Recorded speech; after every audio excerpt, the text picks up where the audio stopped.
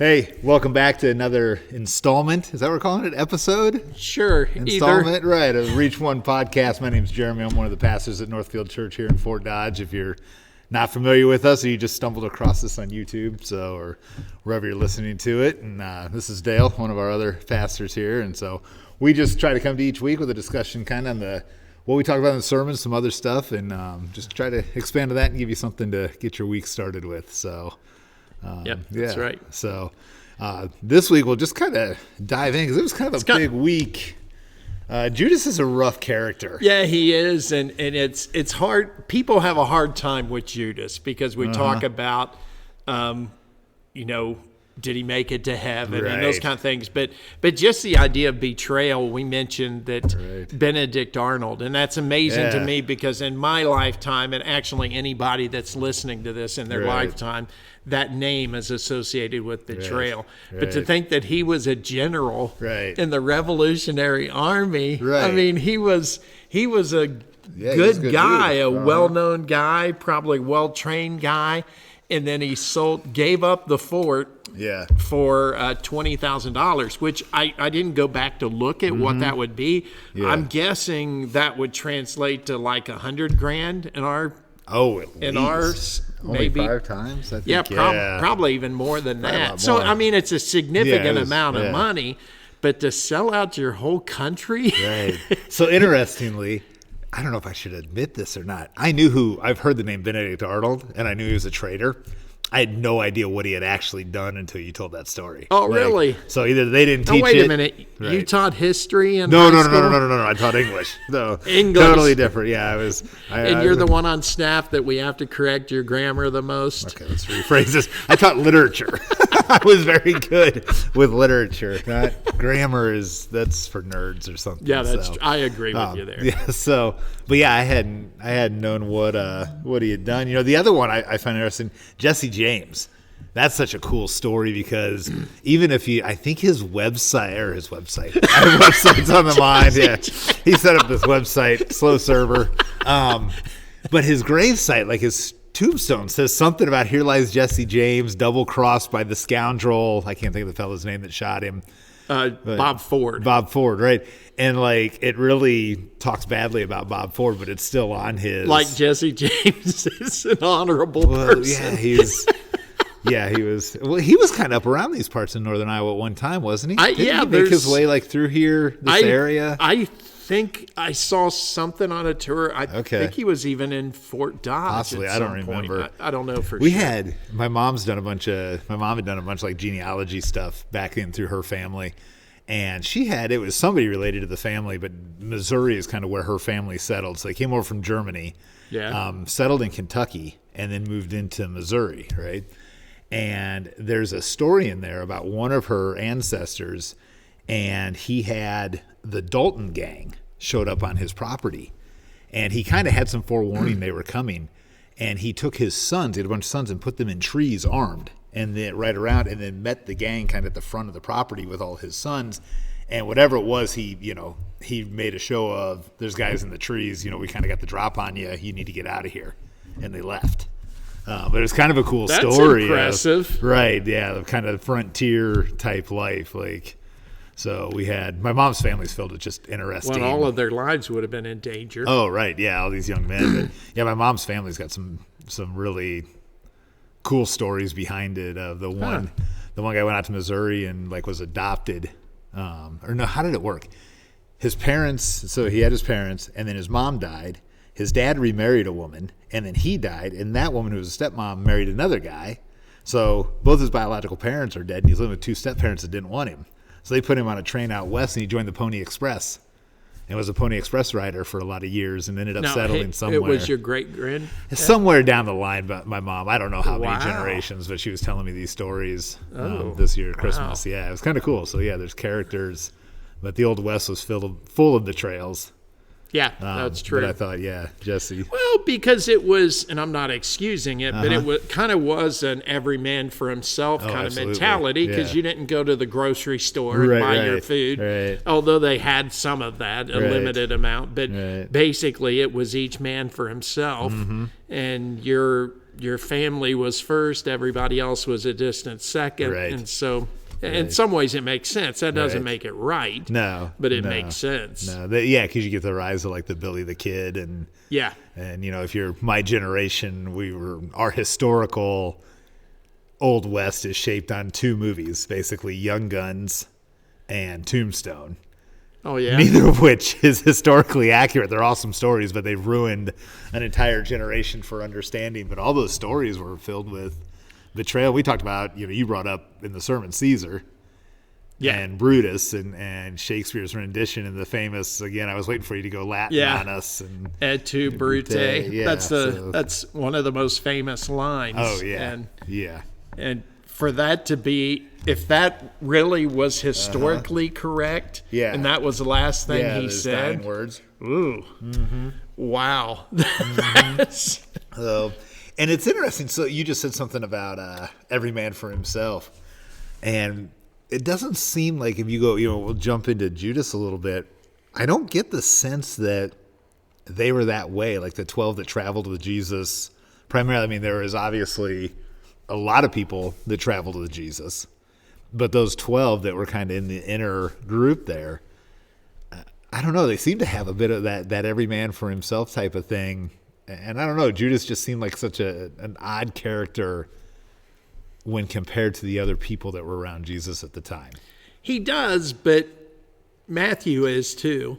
There's some, because you've kind of got the fishermen, right, and then the others that are kind of outliers that you think, well, how do those guys fit in? And I think there was some bit of every man for himself, but the thing that surprises me the most, and maybe I shouldn't have made humor of it Sunday, but the idea that when those guys were sitting around the Last Supper, and Jesus said, one of you will betray me, I think it's incredible that a group of 12 guys said, is it me? Right. And that they looked, because I got to admit, I would look around the table and pick somebody else out. That's look horrible. And say, is it you? Is it? Yeah, I wouldn't think it's me. I might even go around to all 11. Is it him? Yeah. Because I know it's not me. So which one of the other 11 is it? We've got it narrowed down that much. But for them to say, and that says a lot about Judas, I think, even at that point, which this is like minutes before the betrayal. Well, I guess a couple of hours before the betrayal. But they basically, as I picture that scene, they look around the table at Jesus has just said, one of you 12 is going to betray me. Yeah. They look around the table and they can't imagine one of the other guys doing it. Yeah. And so their fear is that me? Yeah. Am I the one? Am I the one that's going to fall away? Yeah, and that's, and especially coming from men, because this is where I made a joke, but it's actually serious.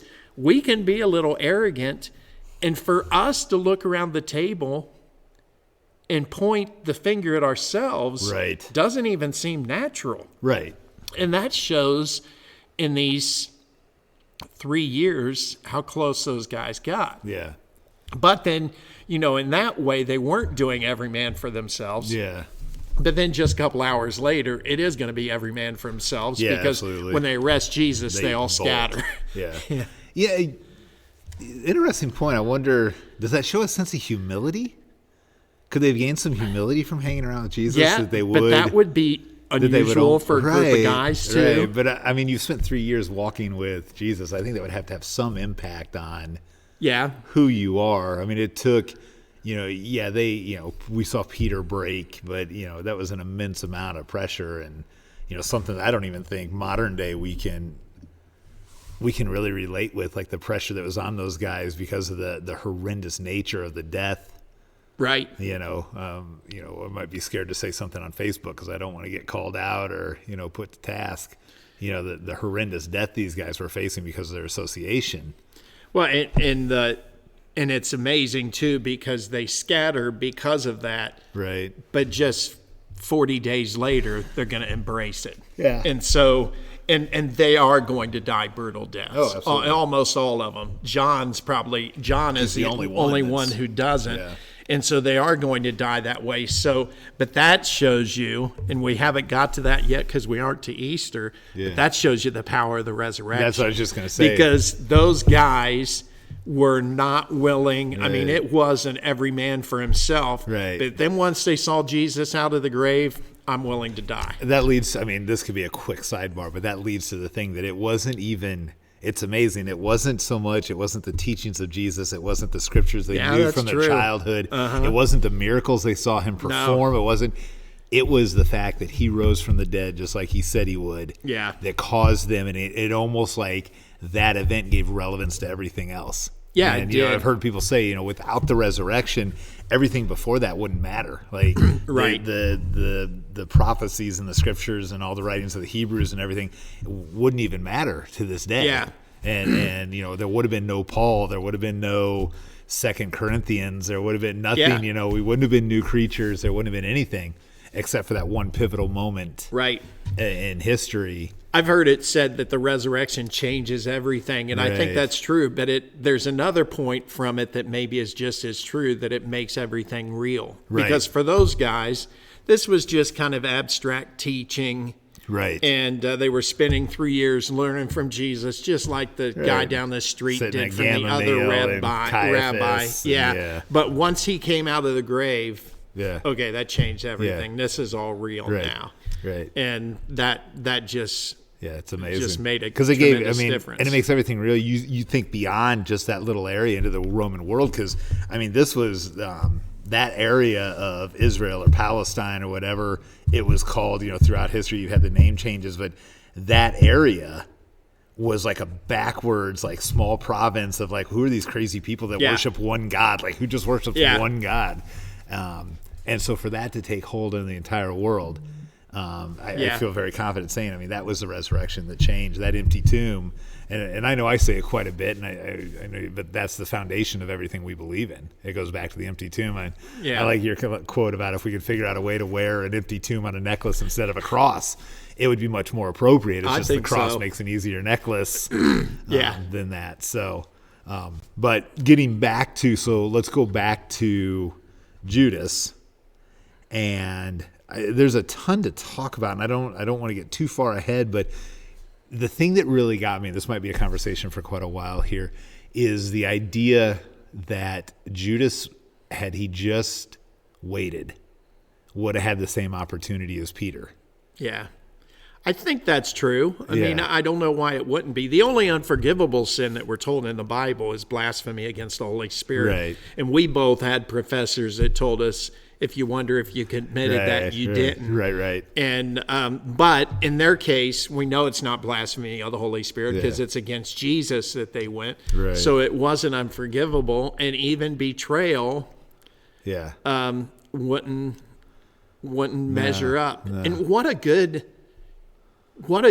a fantastic picture of grace that would be. Well, and it's not Jesus' fault. The grace was there. Right. It was Judas's fault because he didn't dip in. Right. He didn't. It really, I think, really highlights like the tragedy of suicide. If we go really wide angle, that the tragedy that there's never a point in life that you're so far gone. Right. That Jesus couldn't. Right. I mean, if there was grace available for Judas, which in my case I look at, if there was grace available for me, there had to have been grace available for Judas, right? Yeah. There had to have been, and we've had this conversation about equality of sin, or a sin is a sin, right? Sin as a whole separates us from God, and sin as a whole.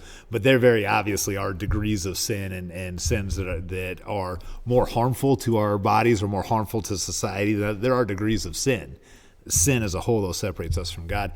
But the degree of the sin doesn't matter. The forgiveness is still there. I like the saying, you can't out-sin grace. Yeah. You can't outrun it. You can't out-sin grace. And so the fact that it's there for me, it had to be there for him. And it amazes me to think like what that beach scene would have looked like. Oh, man. Had it been Peter and Judas there, like to have that visual would have been. And I feel like it's sad because I think I know where you fall on this because you said you did, but Judas is separated from God for eternity. Yeah. I mean, I don't see anything that says there was a repentant fruit. There was anything that would say, unless there's something we don't know, which could always be. Yeah. But, we talked about the guy with, I preached on it a couple weeks ago, the Philippian jailer that was seconds away from falling on his sword, but yet that's a great tie-in. Right, yeah. Yeah. Here's Judas, who went through with it and had nobody around him. We can talk about that in a second, but had nobody around him. Like the jailer had Paul to say, stop, you don't want to do this. Judas is like, nobody's there. He's standing on whatever, a rock or something next to a tree out in the middle of a field. And there's nobody there. He had nobody around him to say, Judas, stop what you're doing. But the trouble with him was, and this is where he kind of did this to himself. Yeah. When people lead you into sin, those aren't your friends. No. And so, and he had turned his back on the only friends that he had. The 12 guys, the other 11 were the ones that would have said, hey, don't do that. Right, yeah. And for all we know, somebody might have had to say that to Peter. Yeah. I doubt it, but it's possible. We don't have every minute of his life from his denial to when Jesus restored him. Right. But perhaps one of those guys would have. I don't think any of them would have said, yeah, go ahead and hang yourself. You betrayed the Messiah. Yeah. I don't think they would have said that. Yeah. But he cut that off, and the guys that led him into that sin, he let himself in. I don't want to give them too much credit for that, but facilitated that sin weren't his friends, because when he came back in even to get the money, that shows how much they thought of him. They said, what is that to us? Right. That's your problem. Get out of here. Right. And so he basically had no one. Right. But he had no one, but he had 3 years of Jesus, which seems to me to be pretty good. Right. That even pre-resurrection, that if he would have seen what Jesus did and the love that he had for the woman caught in adultery and for all the sick people that came to him that they thought were sick because they were big sinners, and so for Judas to see all of that, he could have fallen back on that. Absolutely. He had everything he needed. He did. He did. I think that's really part of the tragic part. It's interesting to think, we talk a lot about, if you watch news, you can't help but escape at this whole idea of the cancel culture, right? You make one mistake and you're done. And Judas might have been one of the first ones that really suffered from that, because by all accounts, he was just forgotten about. I mean, when he went back, the people were like, we don't need you now. I don't know if the cancel thing's really the right thing, but you think about in business or in politics or in, you could go through our recent history, the last 4 or 5 years, and see people like this. When the machine has a need for you, they prop you up, it's everything. As soon as they don't need you anymore, man, you're gone. And that's exactly what these temple leaders did to Judas. They were like, here, we're going to give you these riches. We're going to, who knows what they promised him. I mean, they paid him that money. That they may not have promised him anything, but who knows? Right? Who knows what they might have promised him, and all of a sudden he comes back to collect, and they're like, dude, take your money and get out of here. We're done with you. Yeah. And the emptiness so you have, the betrayal, the fact that bearing the weight of betraying somebody, and on top of, all of a sudden I'm an outcast. Nobody cares about me. Well, and I think when he went back in the temple, and this might be the most sad part of the story that has plenty of sad parts to it, I think he really thought, if I can just get rid of this money, I can get rid of the guilt. Right. I mean, I think Judas felt horrible. Right. And that's why I compared him to the thief on the cross and the Roman soldier. I think as he watched the events unfold, his heart changed, and he realized that, before that, maybe this was just a good teacher to him. Yes. But at that point, he realized this is actually the Messiah, just like the thief on the cross and just like the Roman soldier. And so he thought, how can I get rid of this guilt? I mean, because how horrific that would feel to know that you had, even if he wasn't the Messiah, to know that you were responsible for somebody that committed no crime, getting beaten to a pulp like that, and then basically dragged through the streets and nailed to a cross. Right. Anybody with any sliver of a heart at all would have to feel bad about that, knowing that was an innocent guy. And I think when he went in there, he thought, if I can just give this money back.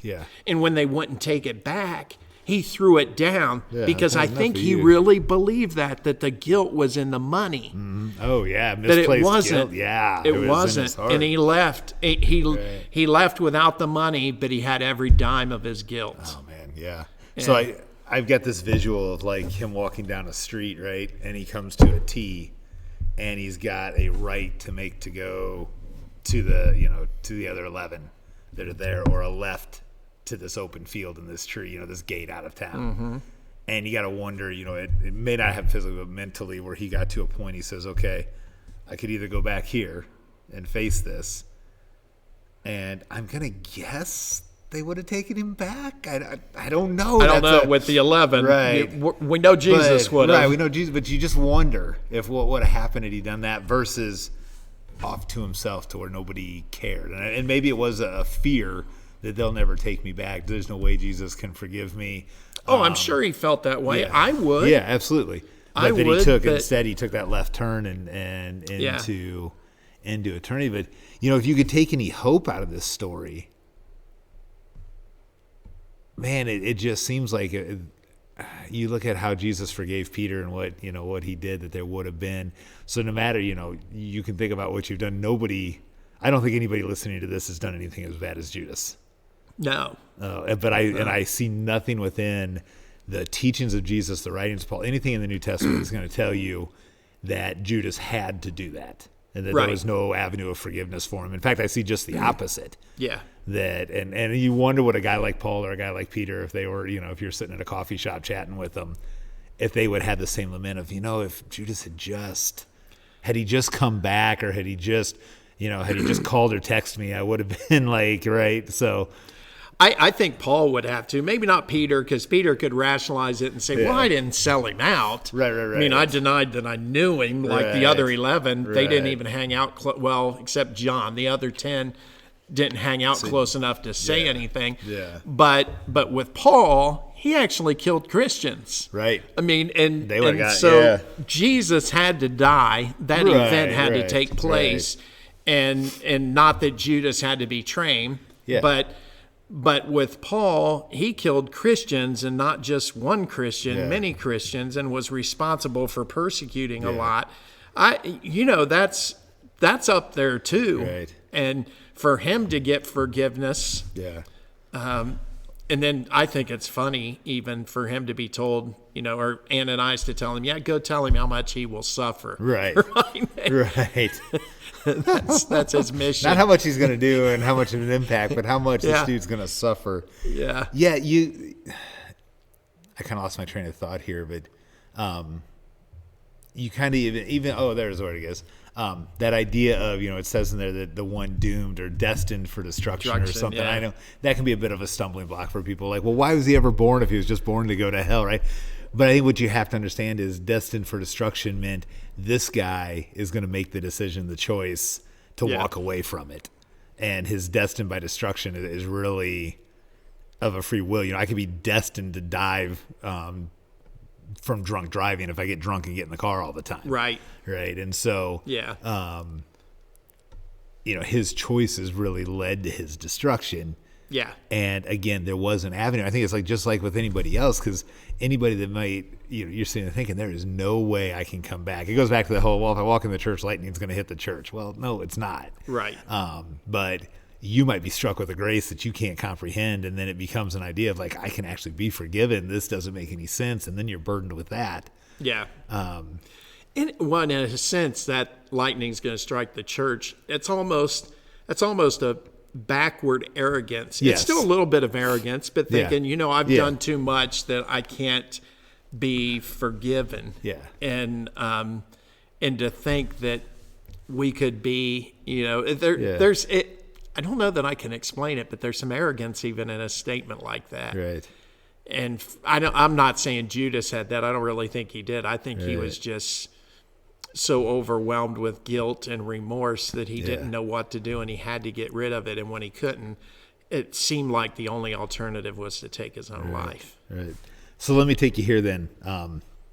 If we start thinking about going out to others, not just our own life, but if we want to take this kind of out into the real world and think about reaching other people and reaching our neighbors everywhere, right, is, we might run into times where we see someone, it's like, man, there is no way that person will ever come to Jesus, right? There's no way. Maybe someone in our life, it could be a family member, it could be something like that we're like, man, there is no way, right?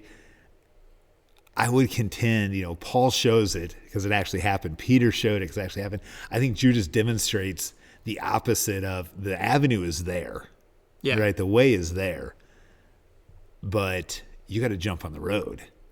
You got to make a choice, and he chose to go a different path. He went left instead of right.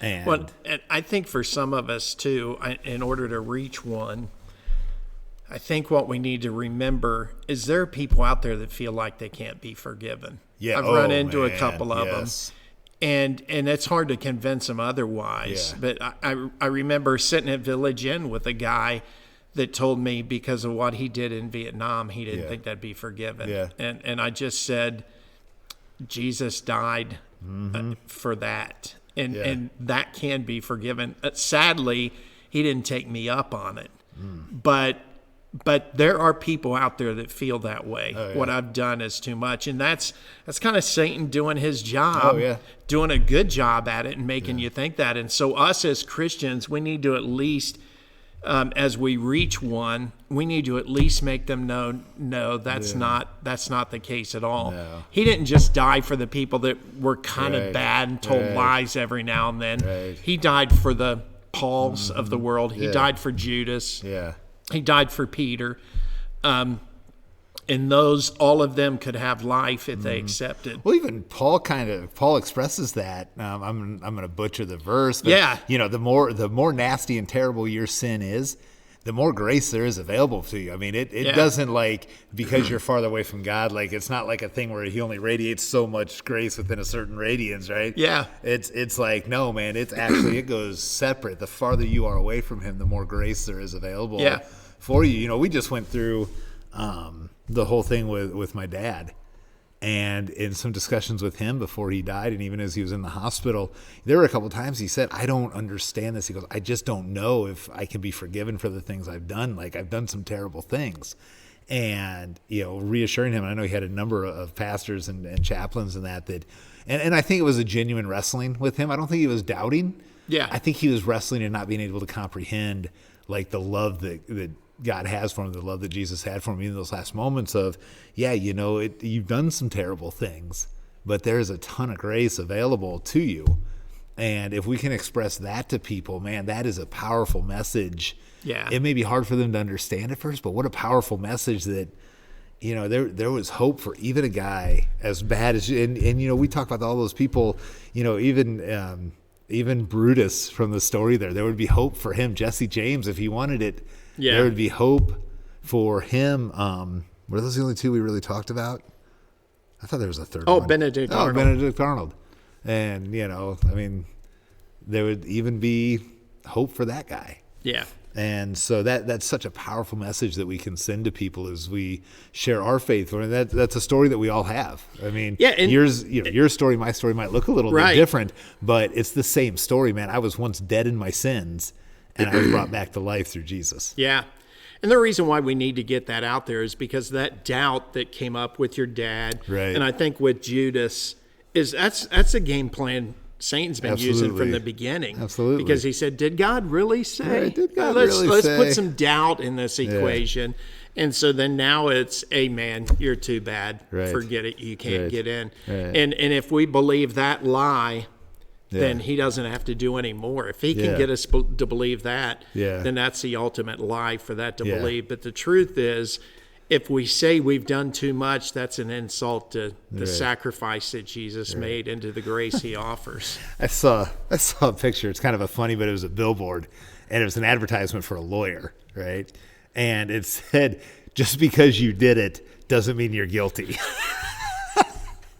And I thought, man, if there was ever the best lawyer billboard I've ever seen, but that's almost like I don't want to say it's almost like it's on the borderlines of the gospel that even though you did it, doesn't mean you have to pay the ultimate price for it. Right? Yeah, there's a way out. Like there's an intercessor. There's a way out. So you think that guy was a Christian? With getting the Christian message up there on the billboard? Man. I think he'd like 30 pieces of silver. I'll tell you that. But it just struck me. But it was, man, even though we are guilty, there was how they say, an unfair. Jesus suffered an unfair punishment. We got an unfair reward. Yeah, and that's a great way of saying it. Man, what a great message to share with people. Yeah, as we go into Easter and to understand Judas is a tragic character. He is. But the story that he shows really shows the depths of the grace because there was an avenue open for the guy. Yep. And going back to what we were talking about before with Paul, Paul calls himself the worst of sinners. Yes. So I think he felt like at some point he probably was too bad for grace, but then he got his mind changed on that. Yeah. And I think he wasn't saying, well, I'm the worst of sinners, except maybe Judas. Right. I think Paul really felt like he was the worst of sinners. And whether he was right on that or not is irrelevant. The fact that he knew he could be saved by grace means that we can be saved by grace, regardless of what we've done. And how I wish we could get that message out there more, because there are so many people who have done things that they think are too bad that aren't too bad. No, if they would just bow the knee to grace and let that grace pour over them, what an amazing thing that could be. And I wish, if somebody was listening to this and felt like what they did was too much and we could convince them otherwise. Wow. That's an incredible message. So if you're hearing this, man, first of all, that grace is available for you. But secondly, if you're wondering, how do we reach that, right? Tell them the story. Right? Yeah. Just tell them the story. It all boils back to this is a great way to reach people, especially as we walk into Resurrection Sunday and we talk about Good Friday and stuff. People are very open to an invitation. So just simply, man, invite them to church, but understand you're inviting them to experience grace like they've never experienced it before. So and I think this year, at least for some people more than any other year, this is going to be a year where they're going to be open to coming. Absolutely. Now, there are some that won't be because they're still in their COVID mentality, but there are some that are thinking. They may watch it online. Maybe. There's always that. Yeah. But also there's that idea that, our world's a mess right now, especially America. For real. And so to think that, we need to find some hope. Yeah. And the only real hope is in Christ and in his church. And so if they find that hope, so I guess what I would encourage everybody in your reaching one is that you don't make any assumptions on this person won't come. Right. Because especially this year, you could be totally wrong. I think you always can be totally wrong, but this year everything's mixed up. Yeah. So you might as well take a shot at it. Absolutely. And see. Absolutely. And who knows, maybe the person you bring to church, that can be where it starts. Yep. But the person that you bring may be that person that finds grace that wouldn't have otherwise. Absolutely. And that's an incredible thought. It is. Yeah. It's probably a good place to stop for the day, too. Sounds good. Right on. And that's probably the most I've ever talked about Judas. So I think I'm not sure we want to talk about him much more than that. No, but I think that, like I said, there's an awesome message of hope even within that story. That's the cool thing about the gospel. This week's story is on the spineless one, Pilate, who knew he was doing something wrong and just couldn't bring himself to not do it. His wife even told him. At least he followed good guidelines and he washed his hands after.